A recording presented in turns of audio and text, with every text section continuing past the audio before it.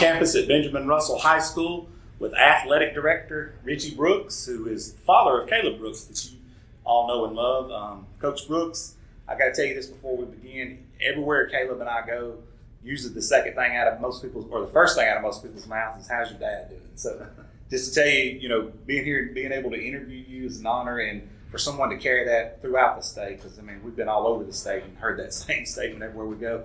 It's an honor to sit down and talk with you as well. And but with that being said, I'd like to start this video out for those who may or may not know you.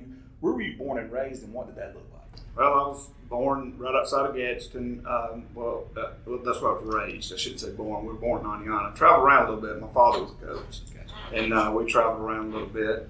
But we resided right outside of Gadsden, a little community called Keener. And I went to Fort Payne High School. My dad coached there. My mom was a teacher there. And from that point, left and ended up at UAB, playing baseball at UAB, and started my coaching career at Tarrant in Birmingham. Was there for 3 years and came here in the fall of 1992. Coach Savarese hired me here, and I've been here ever since. Coach, what was it about this place that you've seen? At the time, Russell was huge. It was. Obviously, I know that may or may not have played into you arriving here, but what was it about this area that in Alex City here that you were really drawn to?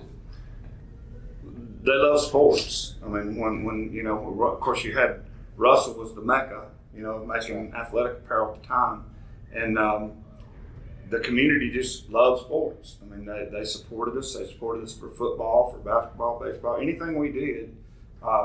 People liked playing us, especially because we traveled so well. That was just what kind of drew you to stay here, was the support we had.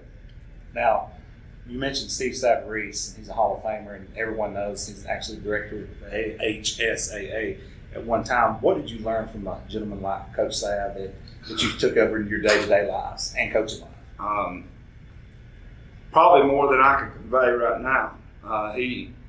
Coach Sav was very demanding, but that in a good way. He just expected you to do your job, and he helped you learn your job, but then he expected you to do your job. He was not going to come coach your position. He was not going to do your paperwork for you. He would, anything that goes with coaching, he expected you to be able to do it. And if you did that, you never had a problem with it. And he was just very instrumental in me as a very young coach learning how to handle parents, how to handle kids, how to handle different situations that might come up. Like I said, it's just, there's so much more. I've been blessed while I've been at Benjamin Russell to be around. You mentioned Coach Sal being in the Hall of Fame. I've been around several Hall of Fame coaches here and learned from every one of them. Told Coach Grider, who you'll hear from later, when he got hired, he had big shoes to fill because we've had, Coach Savarese, Coach Martin, Coach Lazenby, all of our coaches there that coach football have been in the Hall of Fame. And, so those are big shoes. Those are really good men that have done a really good job here. Been around, Coach Pam Robinson. She was our athletic director and longtime coach here, and watching the way she did her job and handle female athletics, learn from that too. It's just there's been a lot of really good coaches here to learn from. Now, some may know this or may not know this, but you're creeping up on 700 career wins, which is astronomical. It's fantastic as a baseball coach. Before we get into that milestone and illustrious career you have with so many wins, take us back to what led you into becoming, baseball head coach and how that's transpired. Well, when I started, I just wanted to coach. Didn't care what sport. I just wanted to coach. Just wanted to get out there. I grew up, like I said earlier, I grew up with coaching. That's right. It's what I did from the time fall started until summer hit. Summer wasn't as big when I was a kid as it is now with everything. You kind of got the summer off. But from fall to the time school ended, I was at some type of athletic event all the time. And so I didn't really care what sport. I just so happened to play baseball in college, and that kind of led me to a graduate assistantship, and then that's what I was hired kind of to do from that point. It wasn't really that that's what I sought to do, but I did football for a long time too. Loved doing football. Actually basketball is probably my favorite sport in high school, but I never coached it. But I just love athletics. We mentioned you're coming up on your 700th career win. The stadium's actually named after you, the baseball stadium here. What's that meant for you to be in such a well-versed sports city like this, to have those two honors right here at your doorstep? It's humbling. I can tell you that. It really is humbling. It means this. It means I've had a lot of good players, and it means I've had a lot of good coaches. And I've had a lot of good support. I could go back through the years, the 30-plus years I've been here, and I know how certain things transpired, but I also know who helped achieve them. I got credit for it a lot of times, but there were people in the background that they were just as instrumental in us winning as anything I did.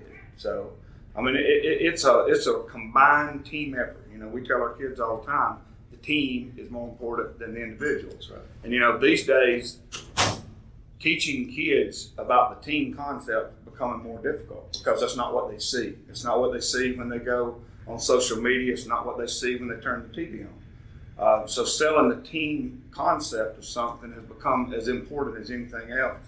And here, through my 30-something years here, there's no way I would have had the success I've had without a team-type concept. And that includes parents, coaches, players, and community, just people that doesn't have anybody involved in it. And that has led to success, basically. That's amazing because, as you said, it's kind of the village mentality. It takes a village. It is. Now, Coach, another thing, I believe it's 3 years ago you decided to move into the athletic director role. What led into that role here at Benjamin Russell? It wasn't anything I really decided. I was asked if I would be interested in it, and it's like I told you earlier. I think they know where I know where all the bones are buried. So That's awesome. I've been here a long time, but it's something that interested me because I care about this athletic program and I care about the direction that it goes. It's important to me. I've been a Wildcat for going on 31 years now. This is my 31st year at school, so I care about it. And hopefully when I leave, I'll leave it better than when I got it, because it was in awful good shape when I got it, because I had a Hall of Famer that was athletic director in Dwight Busby when he was here, and Pam Robinson will soon be a Hall of Famer, and those are big shoes for me to follow personally.